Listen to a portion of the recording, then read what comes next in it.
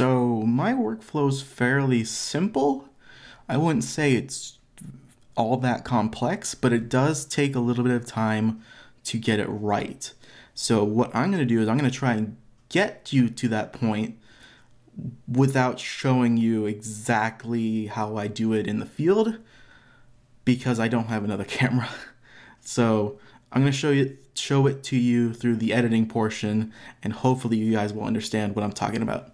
So what I have here are 4 images that I use to make up one composite, and they are the above camera flash, the right side flash, left side flash, and then ambient.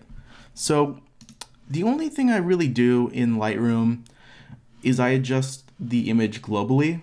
So I go about doing this by going to the highlights, and I like to dial in -45 just to bring out more detail in some of those blown out areas. So you can see it right here, just a little bit more detail is brought back. And then I'll bring in some shadow detail by going +60. And then under the presence, I will go 15 clarity. And then in the saturation, I'm gonna go in the HSL panel, I'm going to go -15 in the oranges. And then I'm going to sharpen up by 45, and then noise reduction by 45 as well.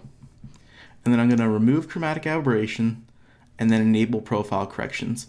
And if you ever wanted to make this a preset and you didn't want to have the same lens go to all of your shots, like let's say you're using a different lens for different shots and stuff like that, you can go ahead and change the setup to auto and then save it as a preset, and then it'll basically just apply the right camera profile or the right lens profile to that image.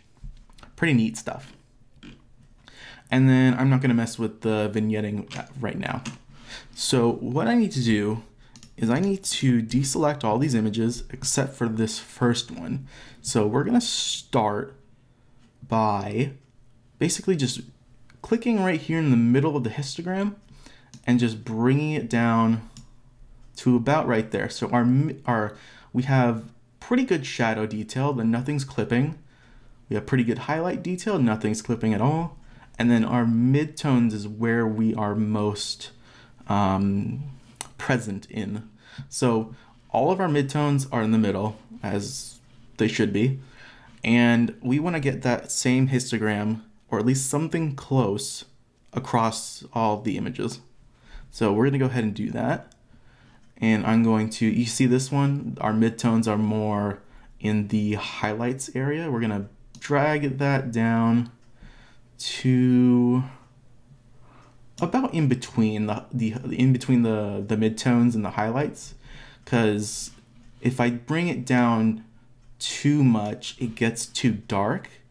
So I'm gonna find like the happy medium right here. Same thing for the next image. Wow, that is really dark. Oh, not really dark, really bright. So I'm gonna bring the exposure down. I'm gonna find that happy medium, and then I will do the same thing for this image, except this one I can actually bring in the midtones, actually maybe a little bit higher, just a little bit, just so we can have a little bit more shine on some of the objects in the bathroom. So what I do from here is I like to adjust white balance, and I use auto white balance on a Sony a6000, and I feel like it gets it pretty close most of the time. But for ambient shots, it's hit or miss. So what we're gonna do is we're gonna highlight our temperature slider numbers, and we're gonna use our arrow keys on our keyboard and just click down until we are satisfied with what we have. And I'm not looking at the image as a whole right now. I'm only looking at the histogram.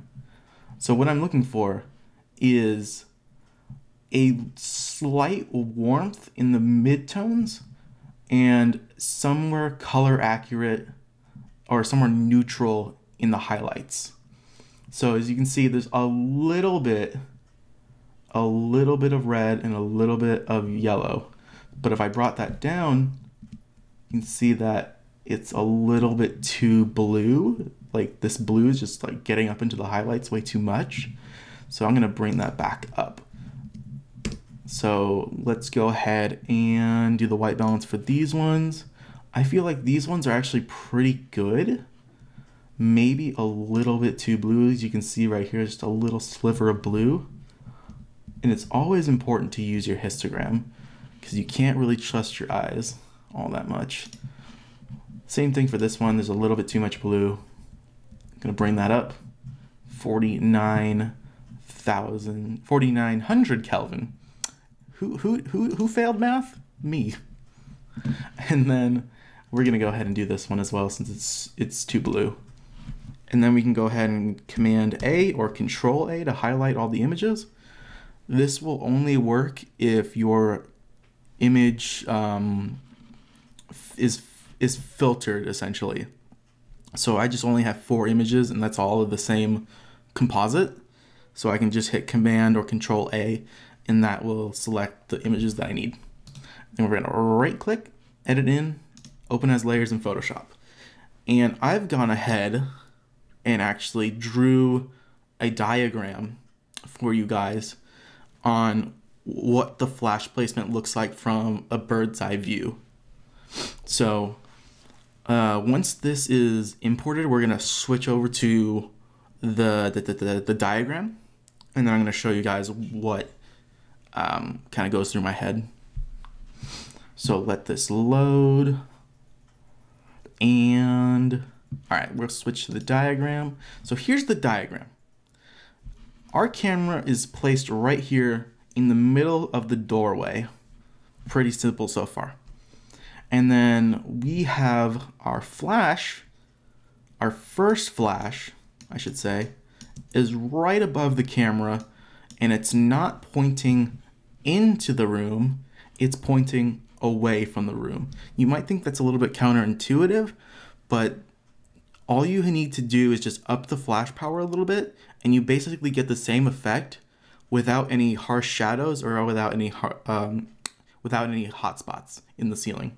So that's pretty cool. And then I took the flash and I moved over to the right side, and then I flashed this way to bounce off this area so it goes over to the left side, and vice versa for this left flash. You're basically flashing the area you don't want to use in your composite, if that makes sense. So with that being said, I'm going to go over to the composite and we're going to work on this. So we're going to do this without any actions. So my actions, I need them so badly. Okay, never mind.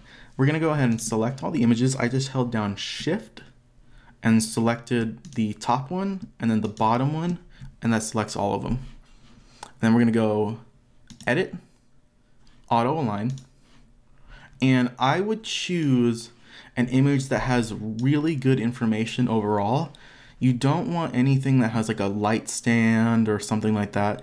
Typically your not direct flash, your bounce flash above camera or your ambient frame will be best to use to auto align your layers. So I'm gonna go ahead and hit go. I'm gonna go ahead and hit OK.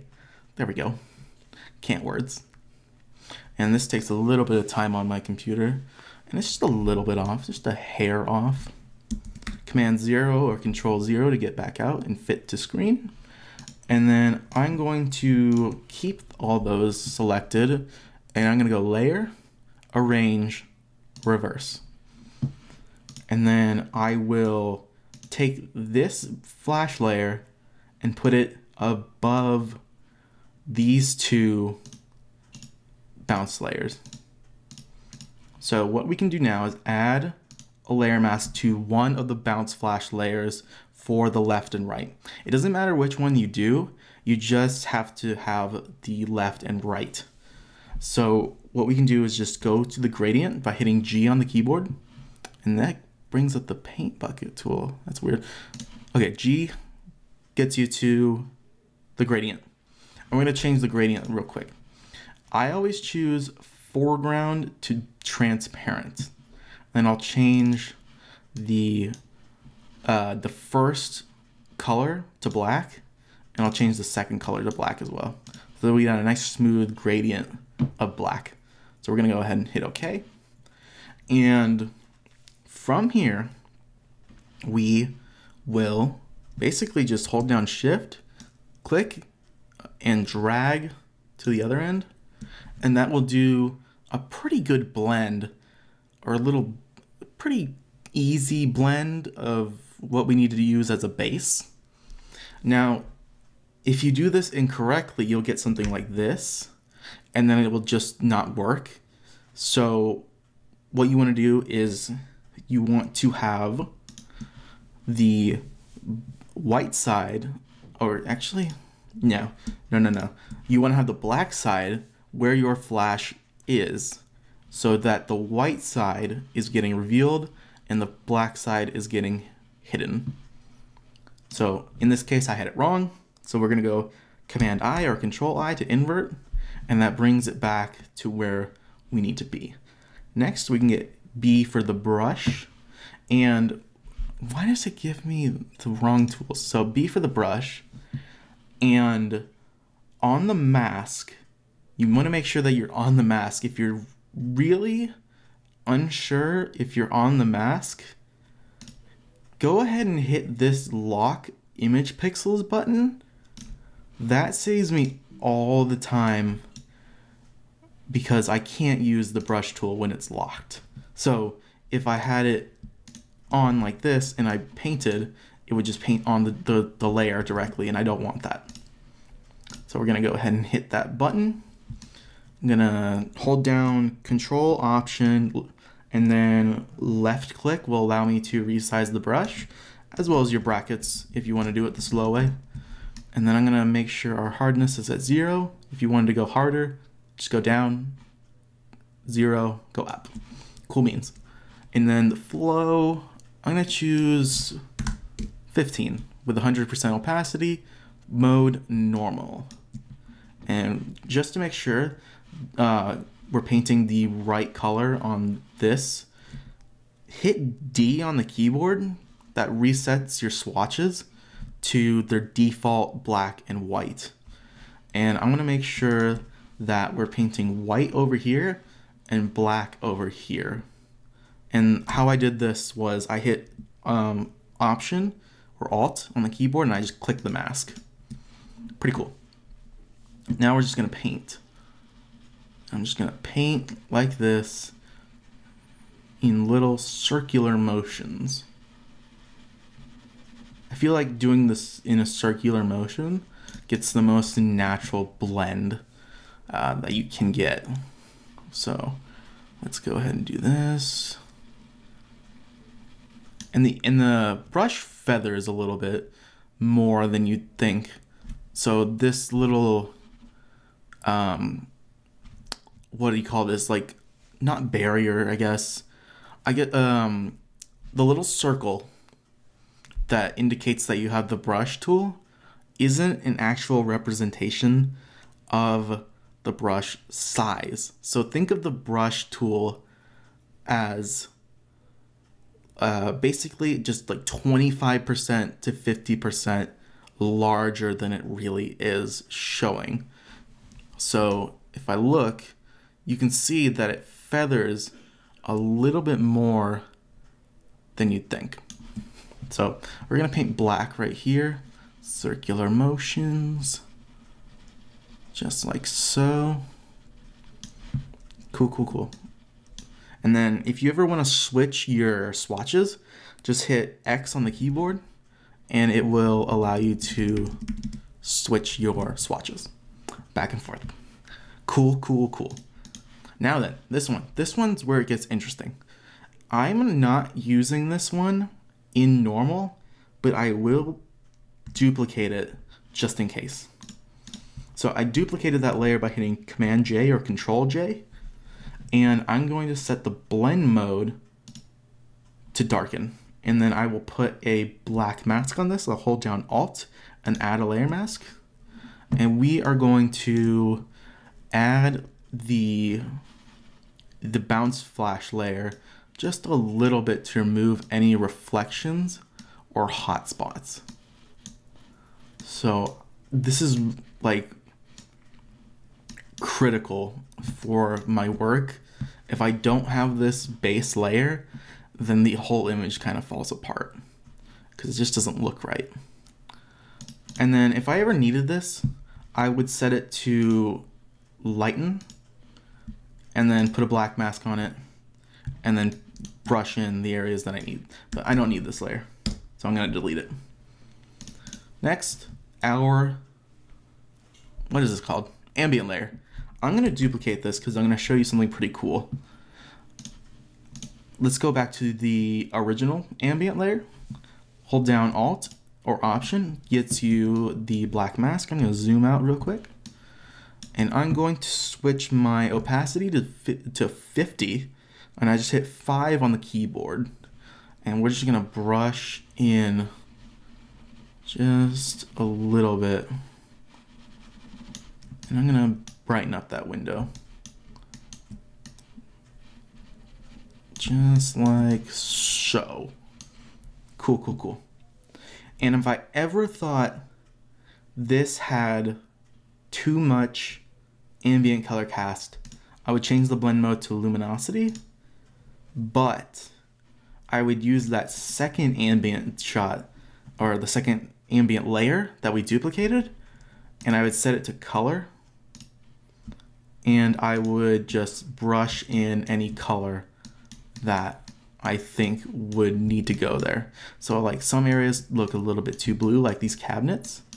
So I'm just gonna brush those in with the original color, and then they will be pretty much set to go.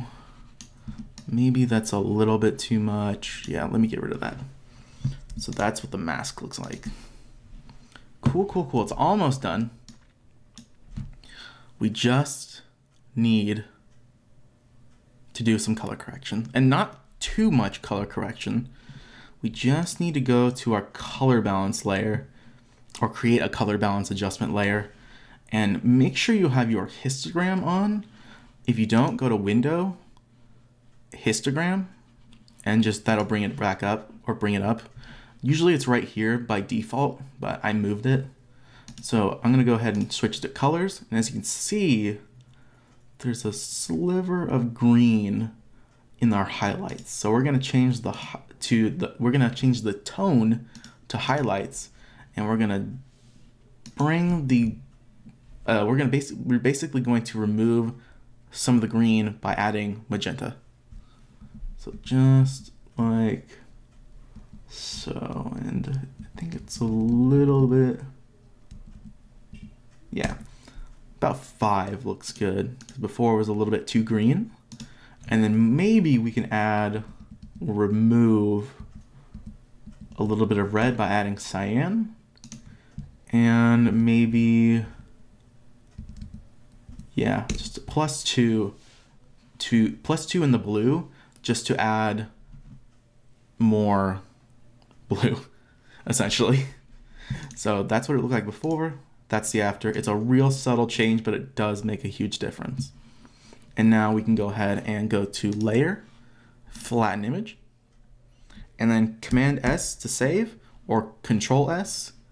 And then from here, I do my final tweaks. Like I will bring up the white point to about 30%, or 30, I guess. And that makes the image a little bit too bright for me. And I'm gonna bring it down just a little bit. But I basically wanted to add just a little bit more contrast. Next, if the image is a little bit too warm, I'll go -15 in the what do you call this? The oranges, but I don't think it's too severe for this image. And then I will add -30 in the vignette, which will make the image a little bit darker. So I'm going to compensate for that and bring it back up. So I think that looks good. That looks deliverable. So if you have any comments, questions, concerns, advice, just let me know. And I'll get back to you as soon as I can. And we are going to go through more of these images as the week goes by. So I'm going to be doing more complex images with more than 3 flash pops, just to show you guys like how easy it is, but it's a little bit complex. So I guess that's like medium, intermediate level kind of stuff. But either way, it's going to be fun. And I forgot to do something. Go to transform. Since it's a 1 point, I hit auto. And if it's a 2 point, I hit vertical.